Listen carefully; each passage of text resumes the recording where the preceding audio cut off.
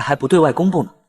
这次开挖6坑一起挖，对，而且最近他们这个开挖非常高调，以前永远非常低调。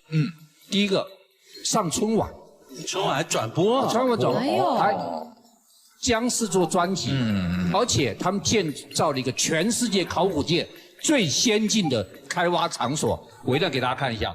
你能够相信这是个野外考古的开挖吗？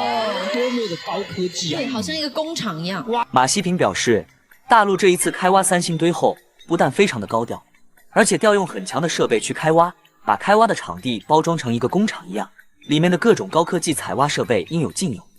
挖掘人员都穿的是那种防尘衣，对，防尘衣。当然挖出了很多东西，但是我反而对这个特别有兴趣。我因为他挖了13000多件了哈，我就不一一